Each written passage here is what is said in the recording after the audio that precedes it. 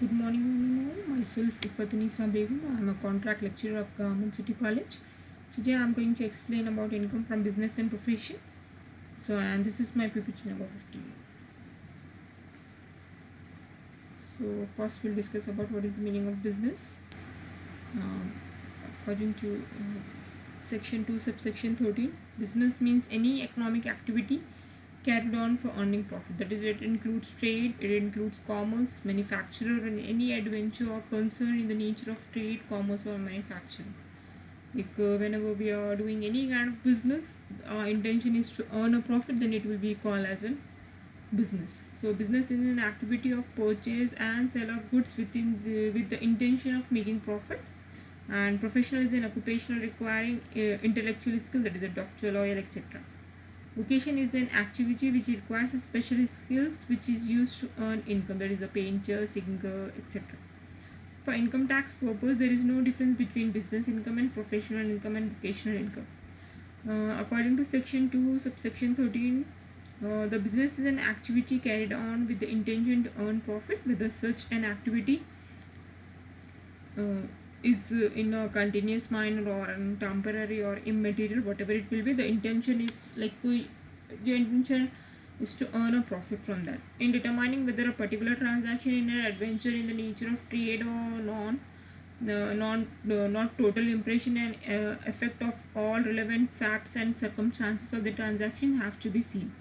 To bring a transaction within the term business, the transaction must be a trade or in the nature of trade. Hence, everything depends upon the fact and circumstances of a case. That is, like a person making investment of surplus fund in shares or debentures cannot be deemed to be a carrying on the business of trading in shares, although occasionally he may be selling some shares or debentures and making gain thereon.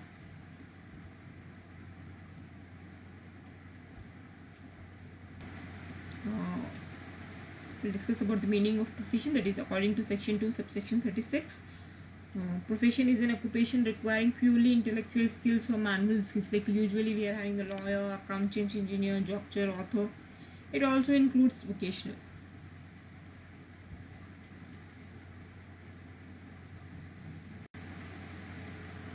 These are the key points according to income from business and profession, like how we are getting this kind of income.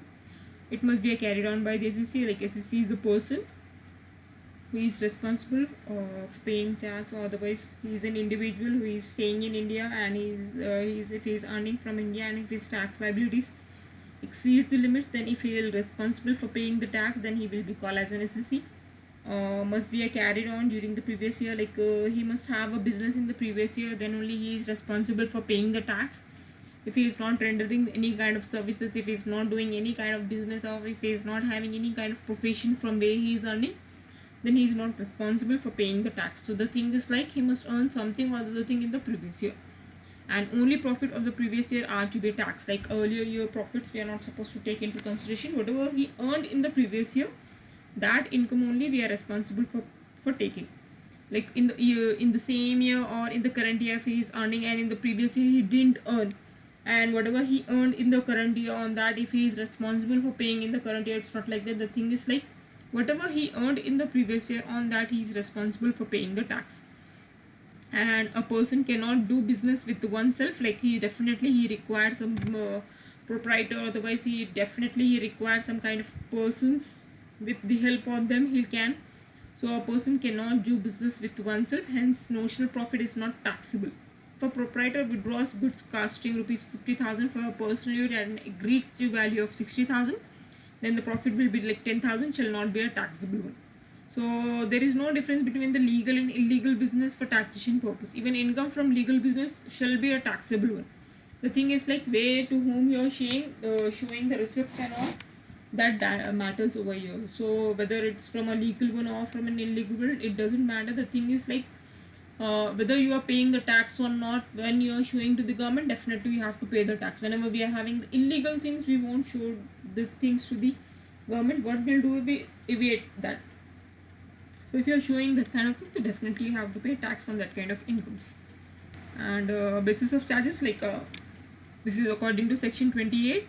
So we are having some of the incomes which will be tax according to this basis of charges, that is under the head profit and gains of business and profession.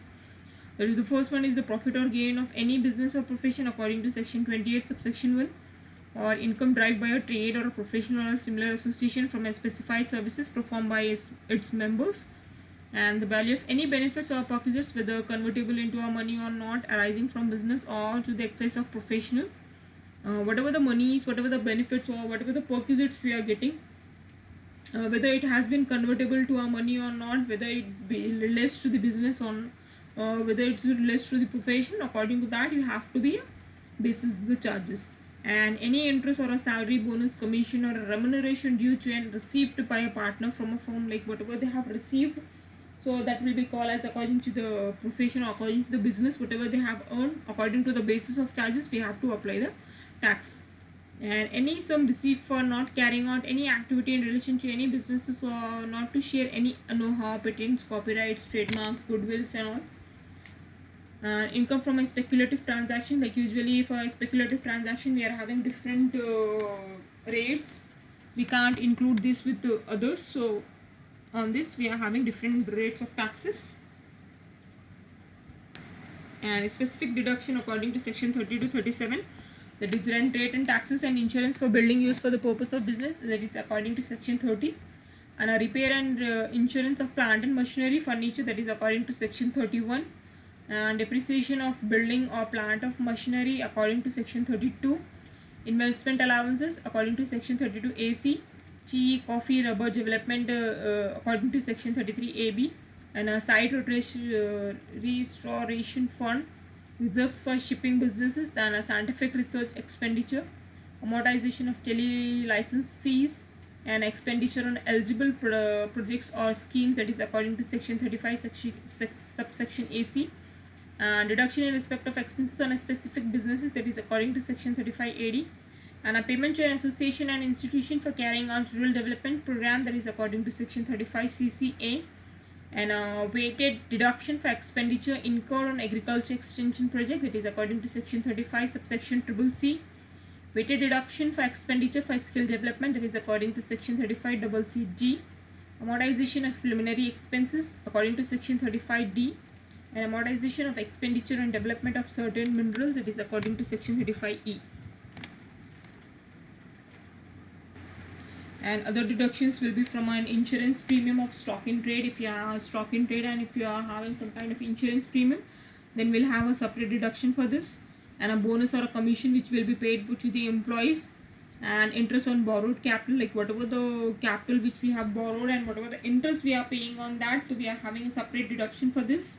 And employer contribution towards PF, it is public provident fund, and employers contribution to an approved gratuity fund, and whatever the bad debts the government the organization is receiving. So according to section 30, rent, rate and taxes, repairs and insurance of a building used for the purpose of our businesses, like whatever the rent of the premises is allowed as a reduction. However, notional rent paid by a proprietor is not allowed as deduction, but rent paid by him or his partners for using his premises is allowed as deduction. So whenever you are taking this kind of thing, like whatever the premises the company is having, that will be allowed as deduction, but the thing is like here not the proprietor is allowed as a deduction, and whatever the partners who is using this, they will be allowed as a deduction over here. And a current repairs, if an SSC base, the cost of a repairs are allowed as deduction. But in case if a capital repairs incurred by the SSC are never allowed as deduction, whether premises is occupied as a tenant or as a owner. Instead of capital repairs, incurred shall be deemed to be a building and a depreciation shall be claimed. And any sum of accounts of a land revenue or a local taxes or a municipal taxes subject to a section 43B. As per section 43B, deduction shall be allowed only if such sum is actually paid on or before the due dates of furnishing or returns.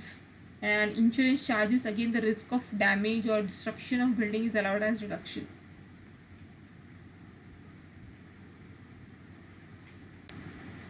And repairs to a machinery and furniture, repairs to a plant, machinery and furniture is allowed as deduction. However, capital repairs incurred by the SSC are never allowed as deduction, whether plant is leased or in purchase. Instead of capital repair incurred shall be deemed to be an asset eligible for the depreciation. And a premium paid for insurance against the risk of damage or destruction of plant, machinery or furniture is allowed as deduction. This is according to section 32. There is depreciation. In respect of depreciation, building, machinery, plant or furniture being tangible assets, and a know-how, patents, copyright, trademarks, license, franchises or any other businesses or commercial rights of a similar nature being intangible assets acquired on or after the first day of April 1998.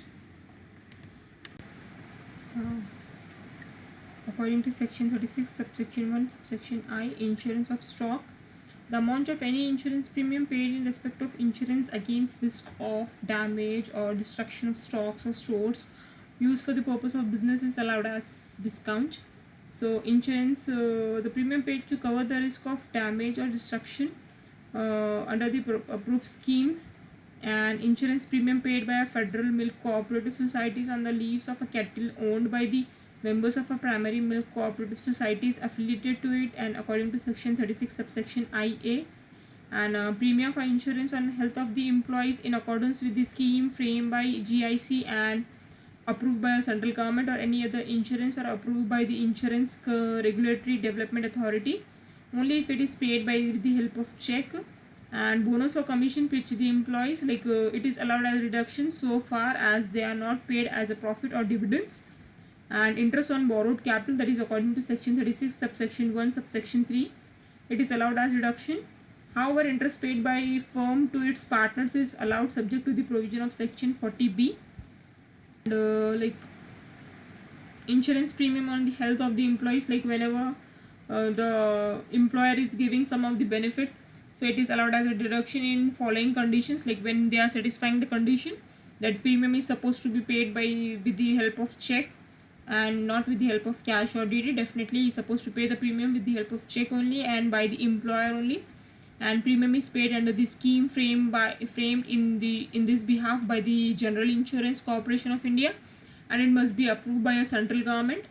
And contribution to a recognized provident fund or a approved superannuation fund, and any sum paid by the SSC as an employer by way of contribution towards pension scheme, contribution to approved gratuity fund, amount contributed to the fund which is for the exclusively for benefit for the employees will be allowed as a deduction. And contribution received from the employees when deposited, any contribution received from employees towards any fund for the welfare of the employees, that is example PF, will be allowed as reduction when such contribution is credited to employees account on or before the due date, and if it is allowed as reduction not because it is an expenditure of the SEC. In fact, it is not at all an expenditure of the SEC, but when this amount is deducted from salary of employee, it treated as an income under section 2 subsection 2410, and therefore deduction is allowed when payment is made by the due date. Next is bonus or commission paid to the employees, whatever the bonuses or commission the employees are getting from the employer, that totally it will comes under the deduction, admissible only if not payable or as a profit or a dividend. One of the condition is that the amount payable to the employees as a bonus or commission should not otherwise have been payable to them as a profit or dividend. So whenever the employees are receiving any kind of bonus or commission, it's not supposed to be their dividends or it's not supposed to be a profit, it beyond the salary. So whatever they are receiving as a bonus or commission, that will becomes under this. This will be provided to check an employer from avoiding tax by distributing his or his profit by way of bonus among the members, and instead of distributing the lump sum as a dividend or profits. And a deductible on payment basis, it will be a deductible on the payment basis, how much the employer is paying to the employees. According to that, it will be deducted from their income. Bonus or commission is allowed as reduction only where payment is made during the previous year or on before the due date for furnishing returns according to section 139. And interest paid on borrowed capital for the purpose of business or profession, we are having some conditions, as per Supreme Court judgment, the sum of money should be borrowed from another SEC, and the loan must be borrowed from any bank, whether it's a financial institution or a government or a public or a friends or relatives, whatever it will be, but it must be a borrowed one. And loan must be in a form of debenture or a deposit, etc. And the interest on capital on a loan to a proprietor is not allowed as deduction since the loan is not borrowed from another person. And interest paid by the firm to its partners on their capital contribution is allowed as deduction. Such borrowed money should be used for the purpose of business and profession only, but where the amount of loan is used for personal purpose, it won't be allowed as deduction. So whatever the loan you are using, whatever the money you are borrowing, it must be used for the business purpose only. The same money if you are using for personal purpose, then it won't be allowed as deduction over here. Here I am giving you an example. With the help of this example, you can have an idea that the loan is borrowed for the payment of income tax is not allowed as a deduction. Like from one person you are taking and you are giving to the government with the help of loan, so it won't be allowed as deduction. However, loan is borrowed for payment of dividend or a sales tax will be allowed as deduction. And the interest has accrued during the relevant previous year. However, where the interest falls under section 43B, that is where interest is payable to banks or financial institutions, then to claim deduction, such interest should actually be paid on or before the due date of the furnishing of returns.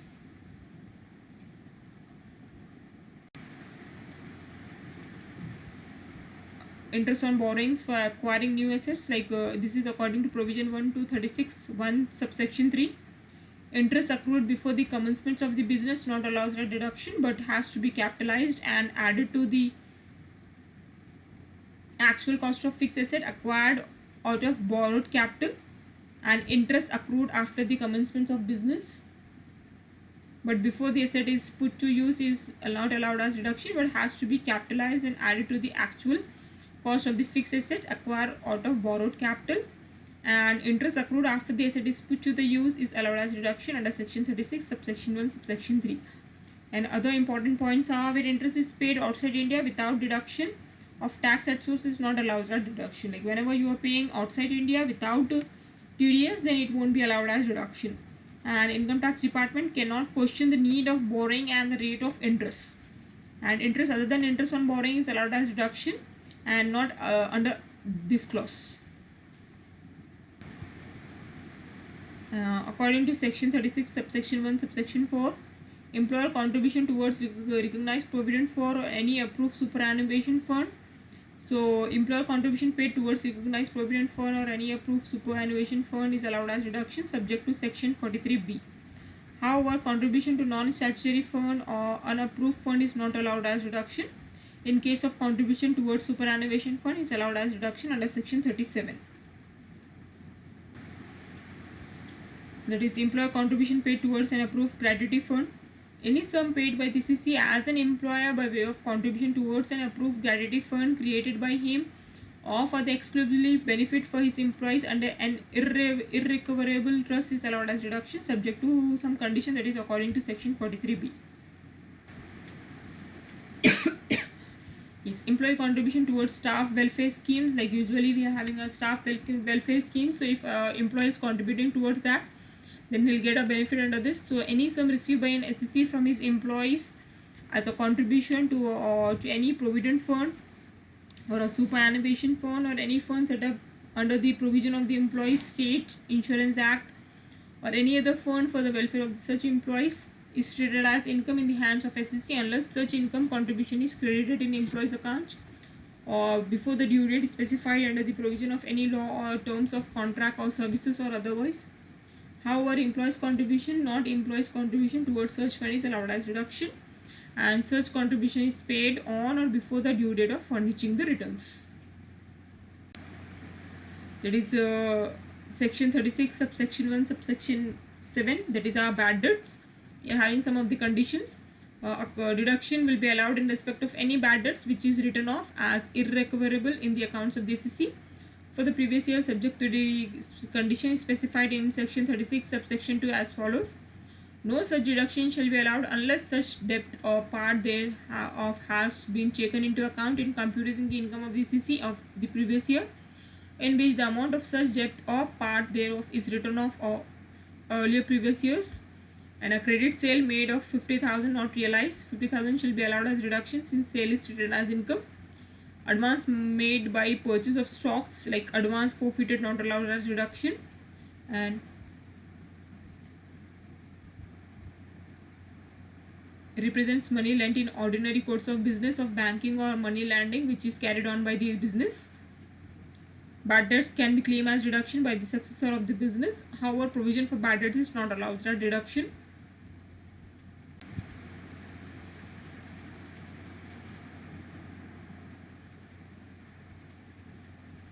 Section 41(4), recovery of bad debts, like where a deduction has been allowed in respect of bad debts or a part of debt, then if the amount subsequently recovered on any such debt or part is greater than the difference between the debt or a part of debt, then the amount so allowed, the excess shall be deemed to be a profit or gain of the business or profession, and accordingly chargeable to income tax as the income of the previous year in which it is recovered, whether the business or profession in respect of which the deduction has been allowed is in existence in that year or not.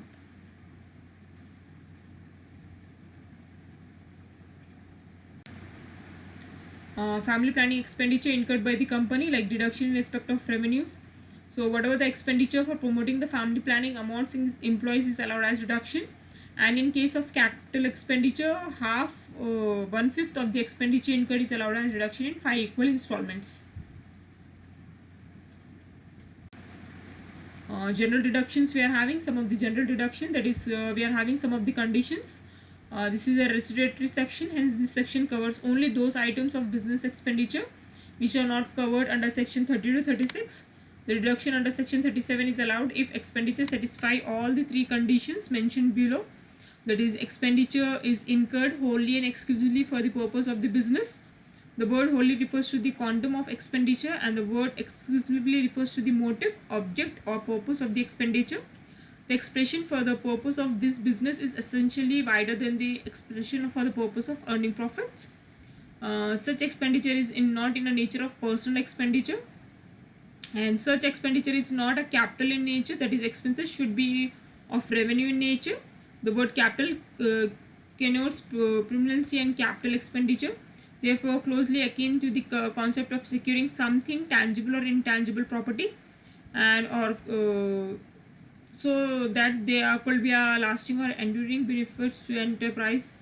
Revenue expenditure, on the other hand, it is an operational perspective and slowly intent for the furtherance of the enterprises. And here are some of the following expenditure where held to be an incurred wholly and exclusively for the purpose of business.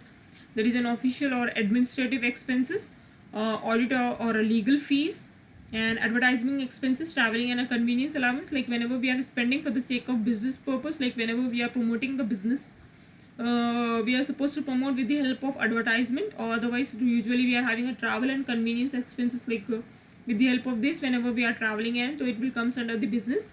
And entertainment expenses, like some of the employees will give some of the allowances to their employees, that will becomes an entertainment expenses. And interest paid for overdraft facilities, remuneration payable to the employees, or other expenses incurred for the benefit of employees, and Diwali expenses, whatever the Diwali expenses the employees are getting from their employer. And interest paid on payment of dividends is allowed as deduction. However, interest on payment of income tax or other personal liabilities is not allowed as deduction.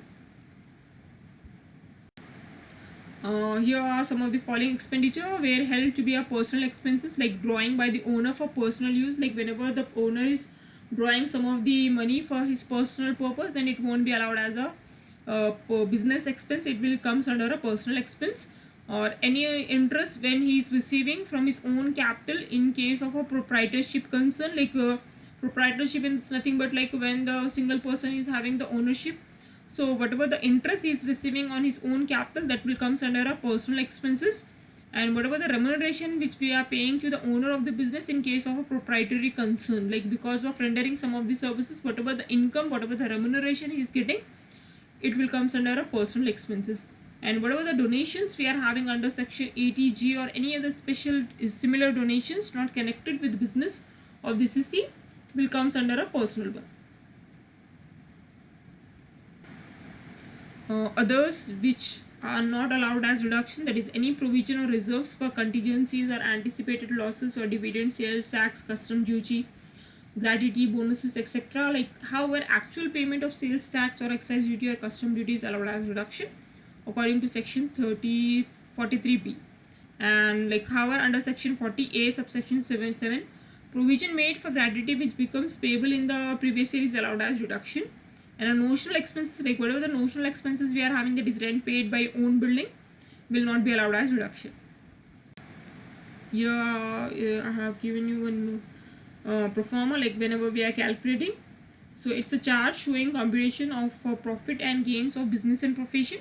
So whenever we are dealing with this, so we are supposed to follow the pro forma. With the help of that pro forma, you can have an idea how we are supposed to have information, like what expenses we have to add. So for computation business profit, the profit and losses account serves as a basis. The profit and losses account shows certain expenses and losses which are either fully or partly disallowed. Under the provision of Income Tax Act, on the credited side, there are certain incomes which are either tax-free or not taxable under this head. So here are some of the following table can help a person to compute the business income of an SSC. So whenever we are calculating the business income, with the help of this pro forma, you can have an idea about the expenses which you are supposed to add.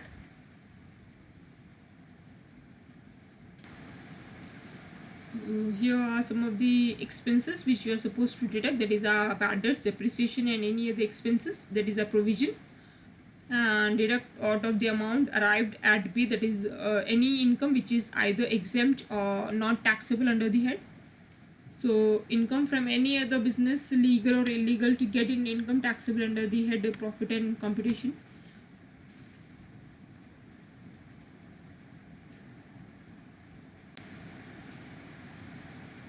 Here are some of the expenses which we are supposed to deduct when we are calculating the professional tax.